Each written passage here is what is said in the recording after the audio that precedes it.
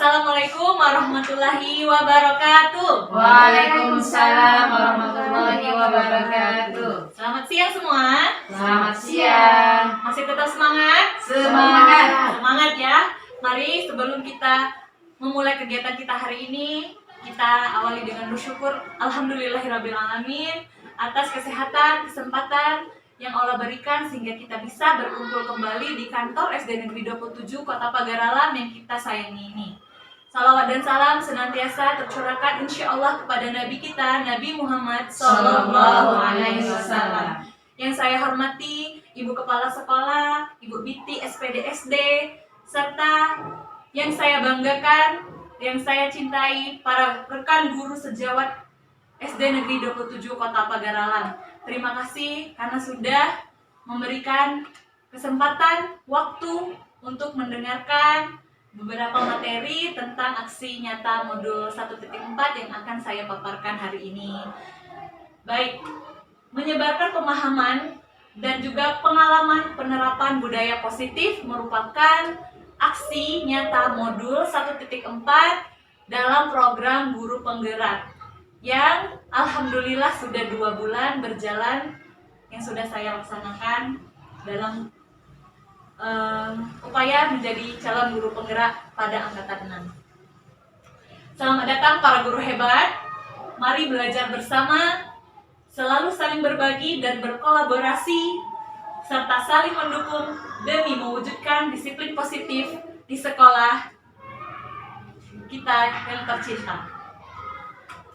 Baik, adapun konsep utama modul budaya positif yang akan kita pelajari, yaitu yang pertama adalah perubahan paradigma belajar, disiplin positif, kebutuhan dasar manusia, motivasi perilaku manusia, kebutuhan dasar, kemudian posisi kontrol, restitusi, keyakinan kelas, serta segitiga restitusi.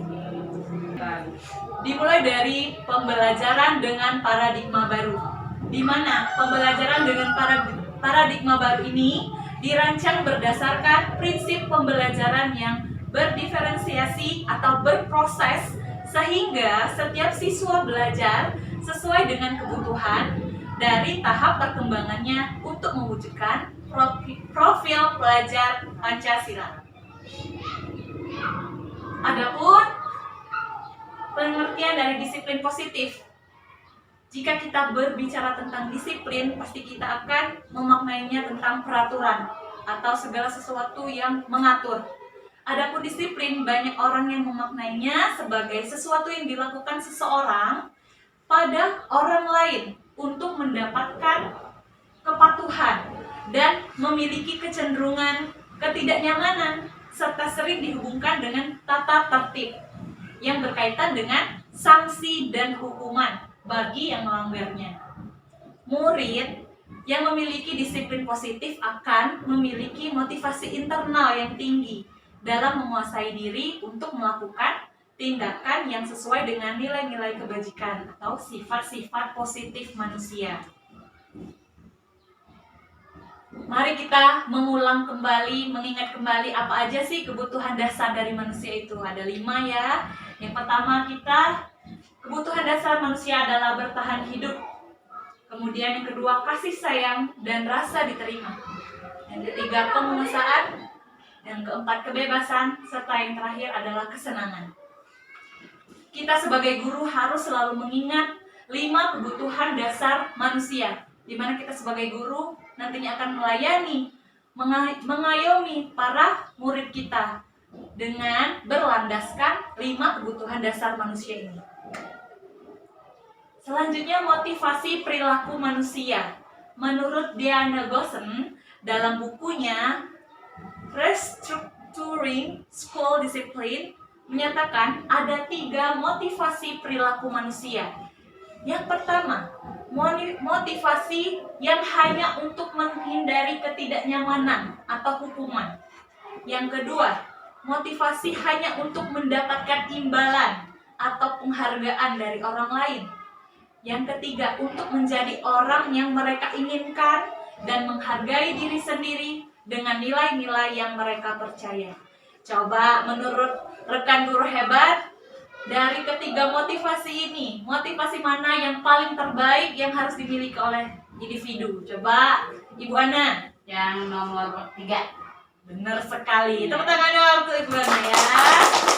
Jadi kita sebagai guru hebat, kita harus bisa menimbulkan motivasi bagi siswa kita itu dari dalam dirinya sendiri dengan nilai yang mereka percaya.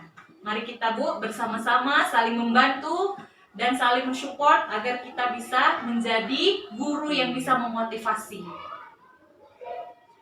Selanjutnya, konsep disiplin, pendekatan melalui restitusi.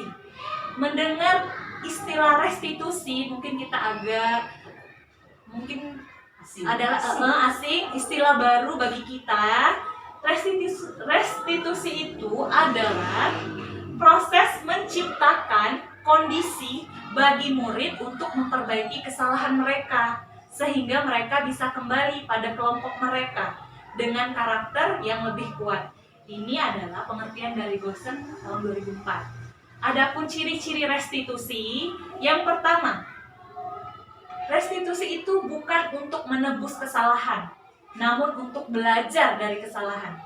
Restitusi itu untuk memperbaiki hubungan, berupa tawaran, bukan paksaan. Terus menuntun untuk melihat ke dalam diri, kemudian mencari kebutuhan dasar yang mendasari tindakan cara yang paling baik. Kemudian restitusi itu adalah menguatkan, kemudian fokus pada karakter, bukan tindakan, dan mengembalikan murid yang berbuat salah pada kelompoknya.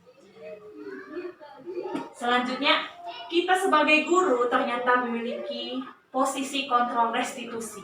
Ada 5 posisi kontrol restitusi ini. Yang pertama, guru sebagai penghukum. Kemudian pembuat orang merasa bersalah. Kemudian ada guru yang memposisikan dirinya sebagai teman, kemudian pemantau, dan juga yang terakhir adalah manajer. Jadi Bu, rekan-rekan guru sejawat sekalian, kita sebagai guru semestinya jangan hanya berposisi sebagai penghukum saja atau pembuat orang merasa bersalah saja, tapi kita juga harus sebagai teman, pemantau, dan juga manajer. Adapun contoh dari kita sebagai posisi kontrol guru. Kalau yang pertama, penghukum. Kalimatnya biasa yang kita ucapkan adalah, patuhi aturan saya. Awas. Kita bilang gini, kamu selalu saja salah. Coba aku tanya dulu nih, sering apa enggak nih kita bilang kayak gini sama murid kita? Sering ya, dan saya pribadi juga. Karena belum belajar, karena kita belum diingatkan, kita sering juga bilang kayak gini. Ternyata ini tidak baik ya teman-teman semua.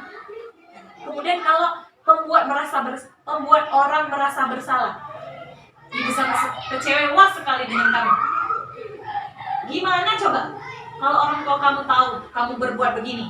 Ini juga sering ya kita ucapkan kalau ada siswa yang melakukan kesalahan.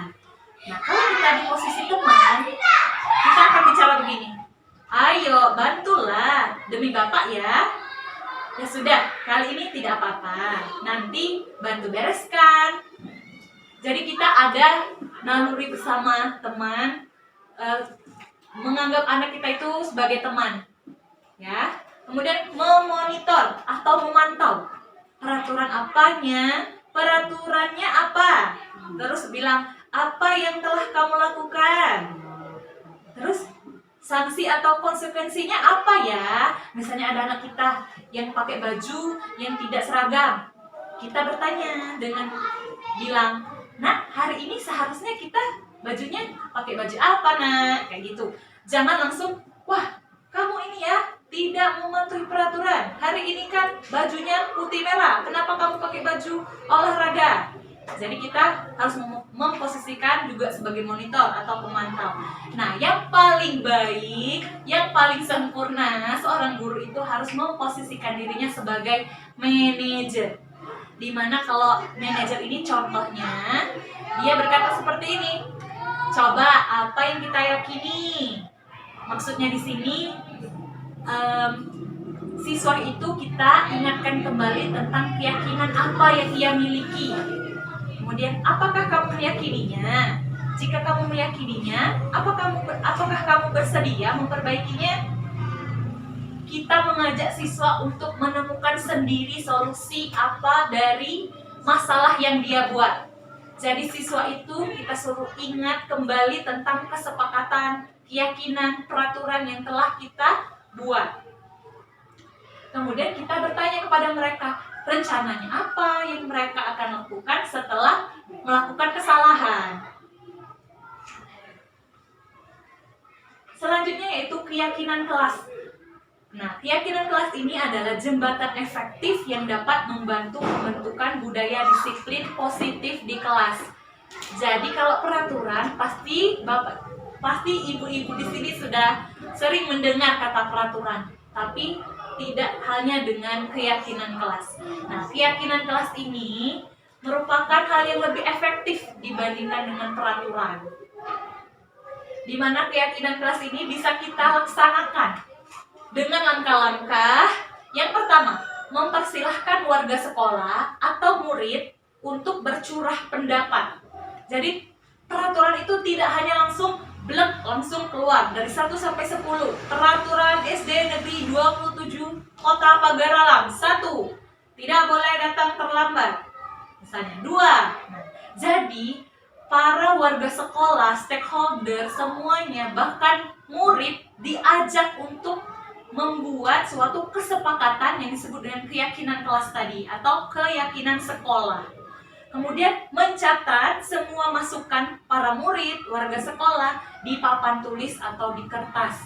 Kemudian disusun dengan mengubah kata atau kalimat negatif menjadi positif. Misal, 1. Jangan berlari di kelas atau koridor. Nah, jangan seperti itu, kita buat menjadi kalimat positif. Berjalanlah di kelas atau koridor. Setelah itu, kita meninjau kembali daftar dari curahan pendapat orang tadi, kita catat, kita tinjau kembali. Coba berjalan di kelas, dengarkan guru, terus datanglah tepat waktu, berada di bawah satu payung, yaitu keyakinan untuk saling menghormati atau nilai kebajikan hormat.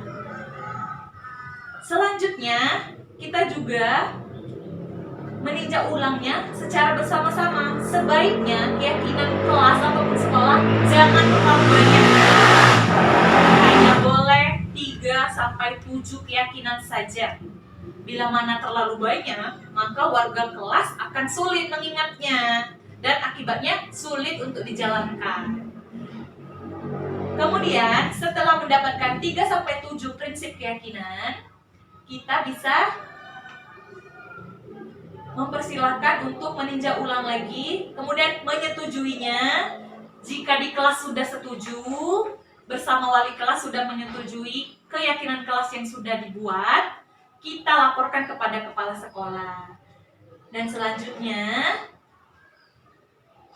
keyakinan kelas tersebut bisa kita pajang melalui tulisan ataupun di print dan dipajang di kelas. Nah, contoh, di sini ada contoh keyakinan untuk kelas 1. Nah, setiap anggota kelas perlu belajar. Kemudian, setiap anggota kelas perlu senang. Setiap anggota kelas perlu melakukan tugas.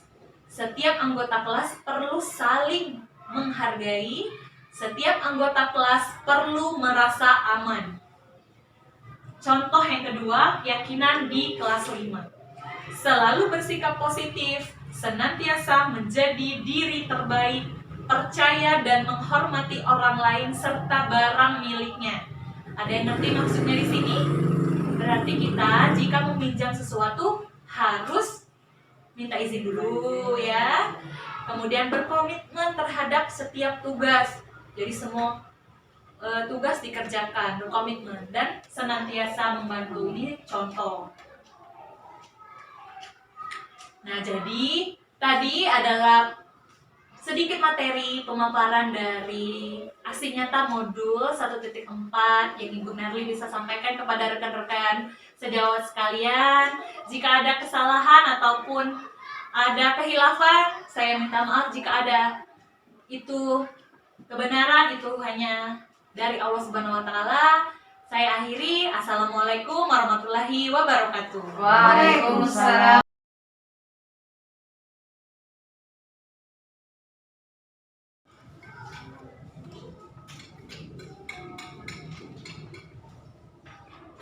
Assalamualaikum warahmatullahi wabarakatuh. Waalaikumsalam warahmatullahi wabarakatuh. Selamat pagi anak-anak. Pagi. Kalau Ibu bilang kelas 5, yes, yes, yes, semangat. Bisa ya? Kelas 5. Yes, yes, yes, semangat. Lagi. Kelas 5. Yes, yes, yes, semangat. Baik. Semangatnya udah bagus. kalian sudah melihat tampilan dari Infokus hari ini. Ada tulisannya apa ya, Ozi? Apa itu tulisannya? Iya, keyakinan kelas. Hari ini Ibu Nerli akan mengajak kelas 5 untuk membuat keyakinan kelas. Kita akan bersama-sama merumuskan, membuat keyakinan kelas di kelas 5 kita. Adapun pengertian dari keyakinan kelas adalah jembatan yang efektif untuk membantu pembentukan budaya positif di kelas. Jadi, Ibu Nerli berupaya untuk menumbuhkan budaya disiplin positif di kelas kita dengan cara merumuskan secara bersama-sama tentang keyakinan kelas. Sudah siap? Siap. Namun, sebelumnya Ibu Nerli akan mengajak kalian untuk mengetahui bagaimana sih langkah-langkah untuk membuat keyakinan kelas ini. Yang pertama yaitu karena kita di kelas, jadi yang pertama guru, wali kelas mengajak siswanya untuk bercurah pendapat tentang peraturan apa yang perlu disepakati di kelas. Jadi langkah pertama adalah kalian nanti secara bergantian menulis dulu di kertas kira-kira peraturan apa yang akan disepakati di kelas kita. Itu cara yang pertama. Kemudian langkah yang kedua yaitu mencatat semua masukan-masukan yang sudah anak-anak Ibu buat. Nanti Ibu Nerli tuliskan di papan tulis. Setelah disepakati nantinya akan kita tempel dan kita buat di karton ini yang sudah Ibu Nerli siapkan. Setelah itu kita menyusun.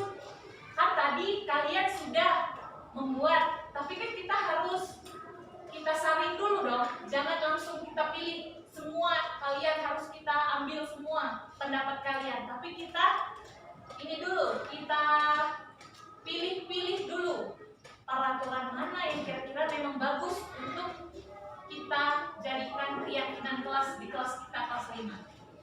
Nah, setelah itu kita menggunakannya, jangan menggunakan kalimat negatif, tapi menggunakan kalimat positif. Contohnya di sini, yuk kita lihat sama-sama. Semangat ya, masih pagi ya. Jangan berlari di kelas atau di koridor. Koridor itu depan, Ibu Nerli kan sering bilang teras atau koridor. Nah, keyakinan kelas kita jangan menggunakan kata jangan. Jangan itu adalah negatif ya sayangnya. Jadi kita menggunakan kalimat positif. Kita ganti. Kalau tadinya tulisannya jangan berlari di kelas.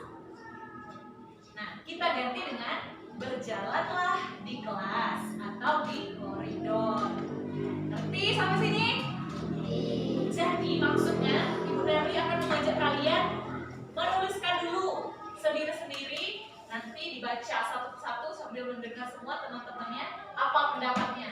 Jangan menggunakan kalimat negatif. Misalnya gini, tidak makan di kelas. Nah, tidak boleh itu. Petot. Nah, yang betulnya kalau tidak boleh makan di kelas, kita gantinya di mana coba? Makanlah pada saat waktu istirahat.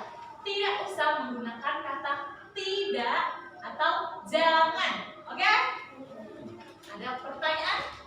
Nanti sahabat saya, ada lagi selanjutnya. Nah, setelah kalian menulis semua nanti kalian catat. Setelah dicatat, difilter atau ditinjau ulang sama Ibu Nerli dan teman-teman.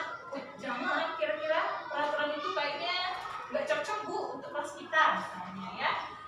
Terus, nah yang kelima, setelah keyakinan kelas kita sudah dibuat, nah, kita meminta tanda tangan oleh guru yaitu wali kelas dan juga kepala sekolah bisa juga ya di sini ya.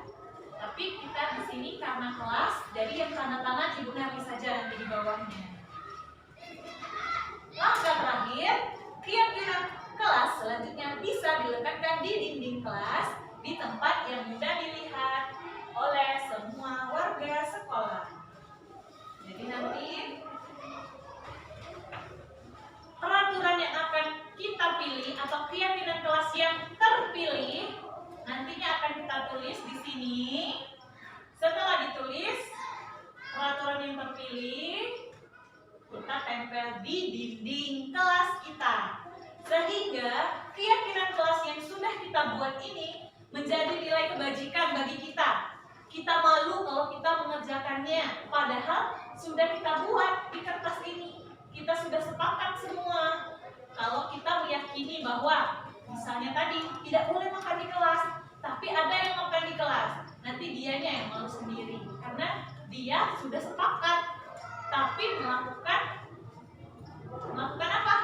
Melakukan hal yang tidak menjadi keyakinan kelas. Mengerti? Baik.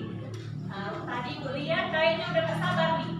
Silahkan satu orang anak murid Ibu membuat satu peraturan apa yang kira-kira yang baik untuk kelas kita. Silahkan dibuat anak-anak. Dengan ribet ya. Buat sendiri ya. Di kertas masing-masing nanti dibaca sendiri-sendiri.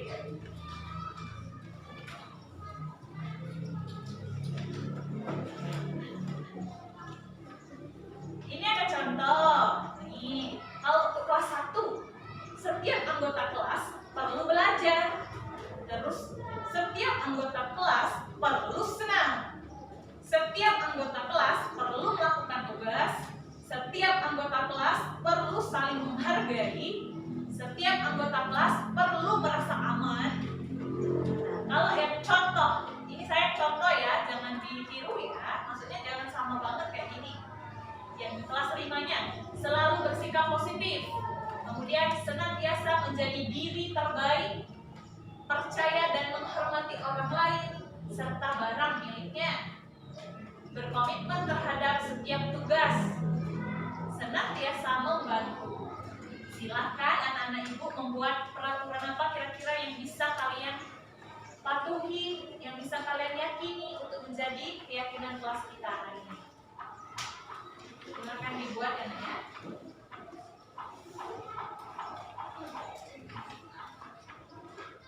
Nanti kita baca satu persatu.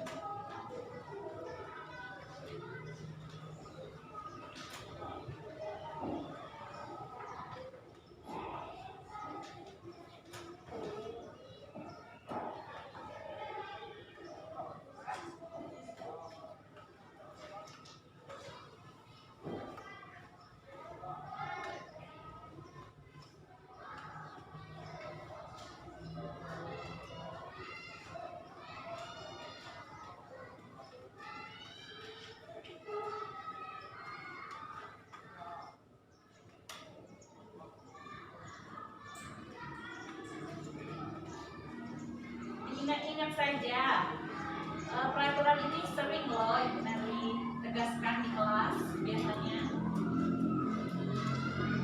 Yang sering Ibu tegur misalnya, Nak, kenapa kelasnya kotor? Bisa. Nak, bajunya kok salah seragamnya Nak? Mana dasi? Mana topi? Siapa yang nggak buat PR hari ini?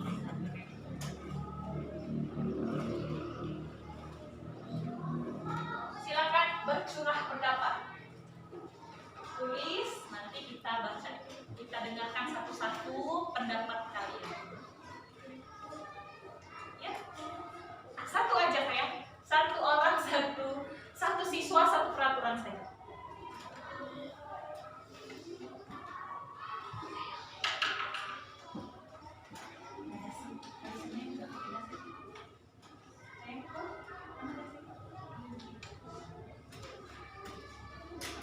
Jawab anak Ibu pasti bisa lah. Yang bisa 2 boleh, yang bisa 3 boleh lah. Minimal 1. Kalau bisa lebih dari satu boleh. Nanti kita pilih 7 saja sayang, 7 peraturan saja yang terbaik. Nah, kalian pasti bisa. Ibu tahu kalian tahu bisa, tapi jarang menuliskannya.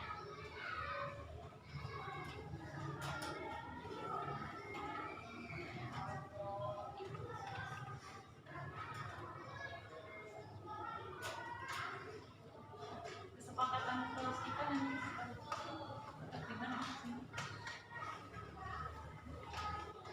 Boleh.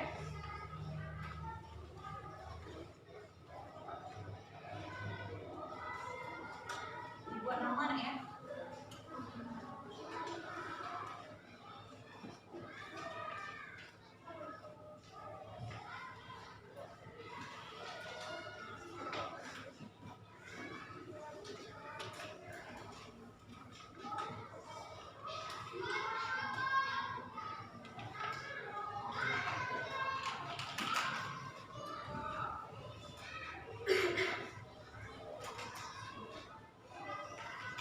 Yang sudah boleh kumpul sama ibu. Dikasih nama, nanti ibu panggil namanya dia yang ngasih.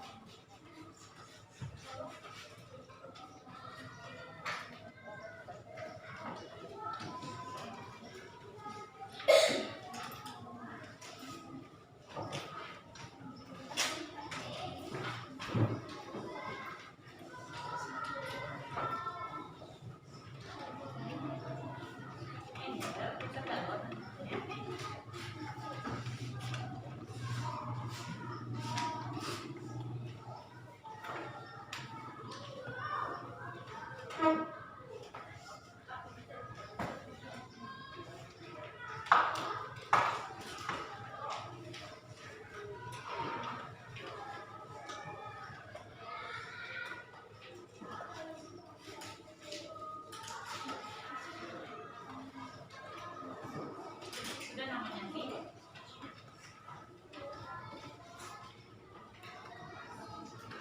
Pintar nih.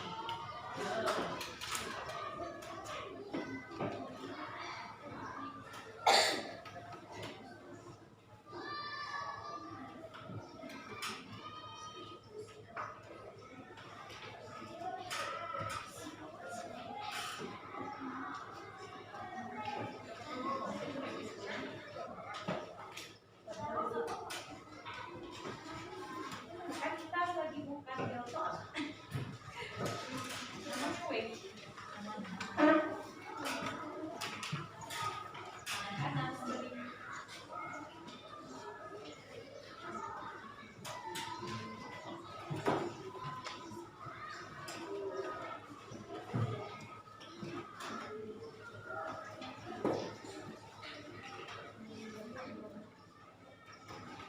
Pintar-pintar anak ini ya.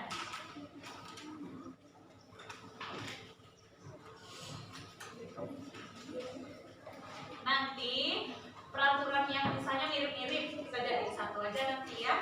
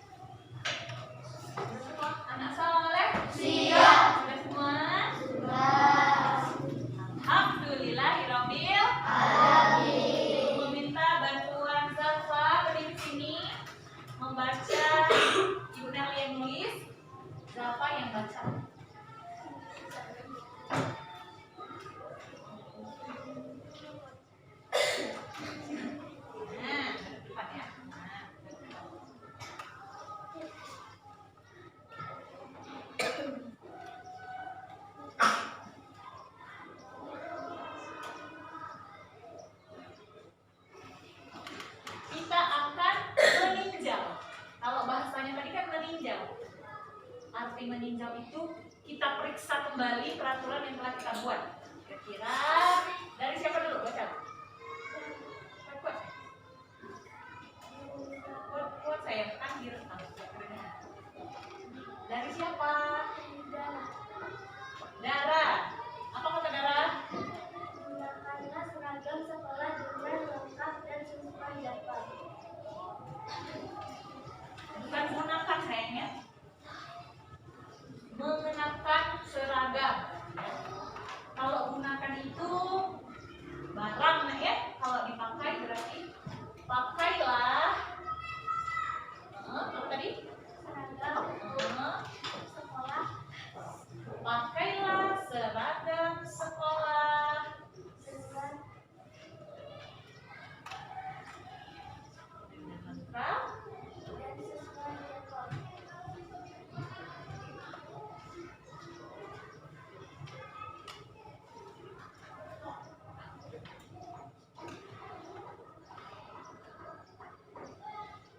tangan untuk Dara. Lanjut.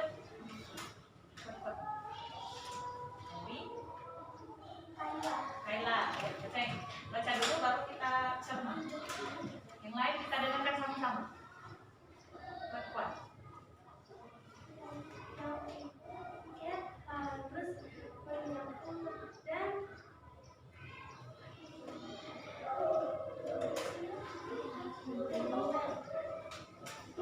Yang piket harus menyapu dan mengepel kelas dan merapikan meja guru dan membersihkan depan kelas. Tangan juga untuk Kaila. Jadi maksudnya ini adalah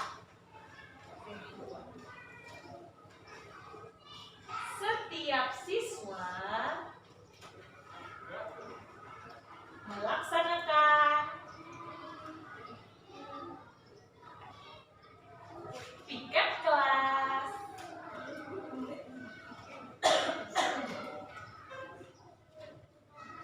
dengan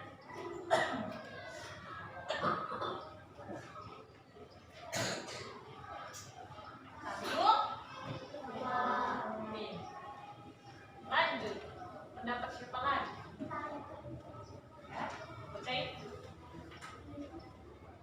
harus menjaga ketertiban kelas, harus menjaga lingkungan kelas. Menjaga ketertiban kelas. Tepuk tangan untuk Kalita. Setiap siswa menjaga ketertiban kelas. Nanti kan kita ketemu ada yang mirip-mirip nanti. Kalau dia mirip-mirip nanti disamain aja. Lanjut. Zafa sendiri. Dafa ya Dafa. Saling tolong menolong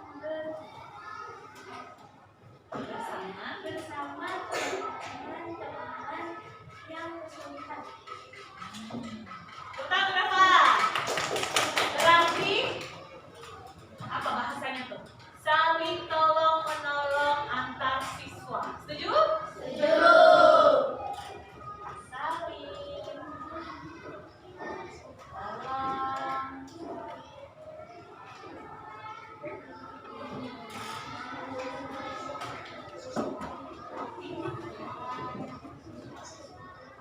Lanjut. Setiap anggota kelas harus menjaga kebersihan kelas. Menjaga kebersihan kelas. Kita tambahin aja di sini boleh? Ketertiban, formal, kebersihan ya. Nanti kita nambah lagi. Lanjut. Tepuk tangan dong untuk Reva, Muhammad Reva Maulana.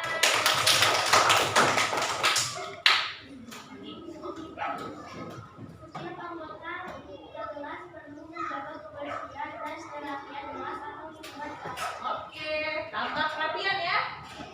Tepuk tangan ke Bintang. Pintar-pintar semuanya. Lanjut. Fikri. Jaga kebersihan sekolah dan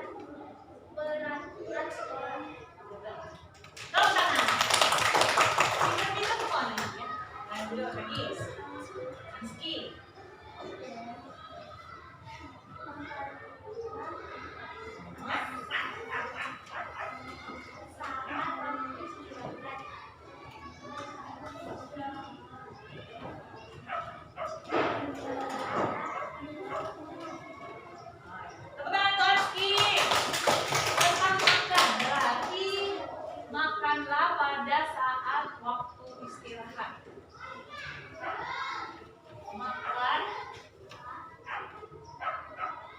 Makan aja ya. Makan pada saat istirahat gitu aja. Oke. Lanjut. David.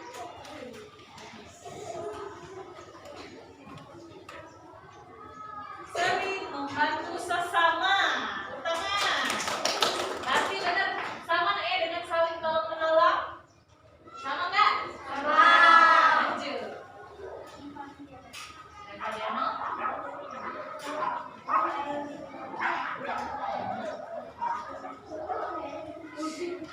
Waktu berangkat sekolah dan membersihkan kelas berarti sama ya dengan menjaga kebersihan. Lanjut. Tepuk tangan untuk Eval.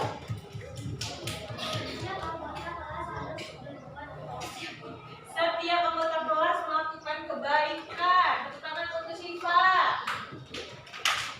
Kira-kira itu masuk di mana nak ya?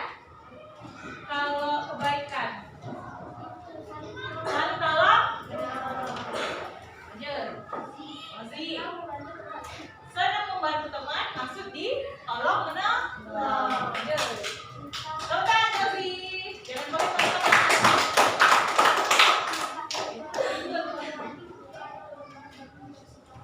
Nah, menghormati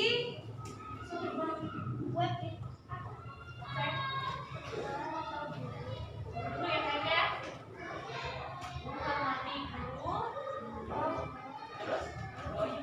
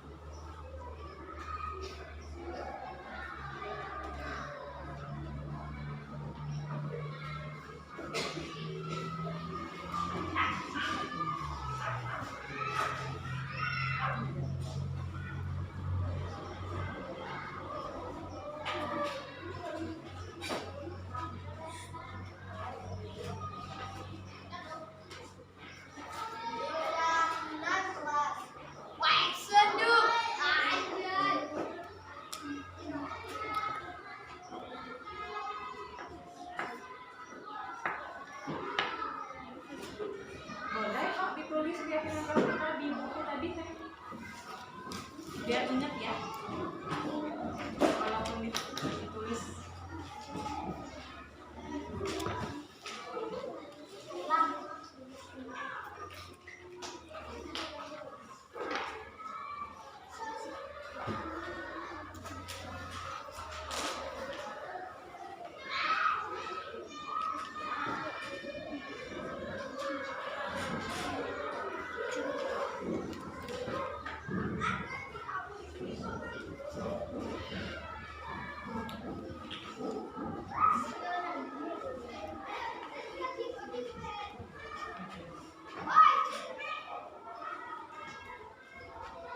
Tulis rapi-rapi ya, Nak, ya, di buku masing-masing.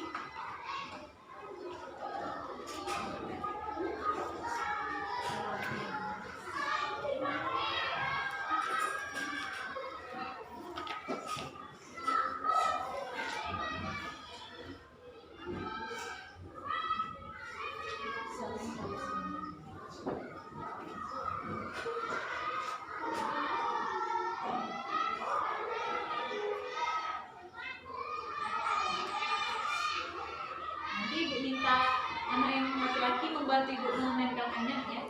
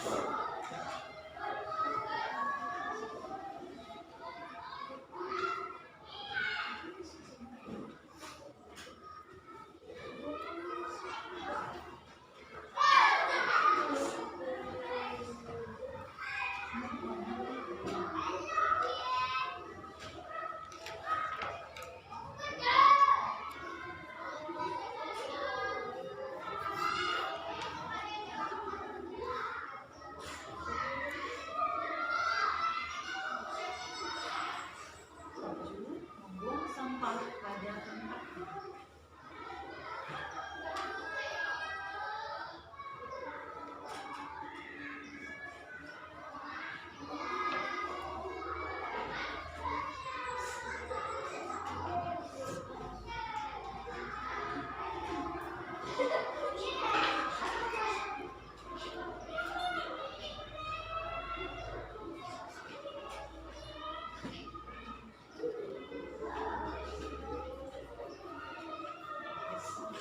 Terima kasih, sekretaris kita sudah menuliskan keyakinan kaos kita di dalam kertas.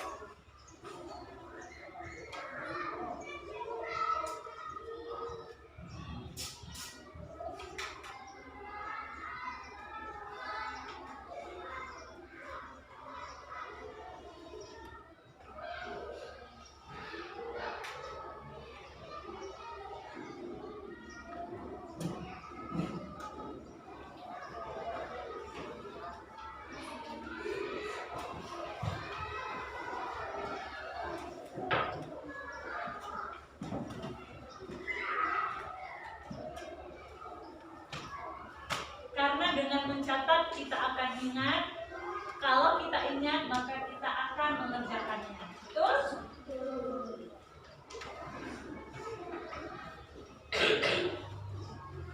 Sebagai siswa kelas 5, kalian harus saling mengingatkan temannya ya. Kalau dia sedang melakukan kesalahan yang atau yang tidak sesuai dengan keyakinan kelas kita, diingetin.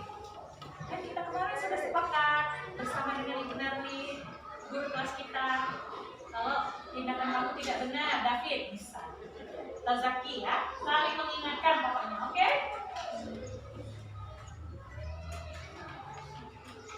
Karena dengan adanya membuat keyakinan kelas ini, kalian tidak hanya langsung cuma bisa ini loh peraturan kayak gitu, tapi kalian juga ikut andil dalam membuatnya. Karena jika kalian membuatnya sendiri, kalian insya Allah mau mengerjakan apa yang diisi dari peraturan itu, daripada kalian tahu-tahu cuma peraturan ini tidak boleh, yang satu lagi tidak boleh, tapi kalau yang ini kan kalian sendiri yang membuatnya, maka kalian harus menaatinya. Sudah semua? Coba itu ya. Siapa yang belum?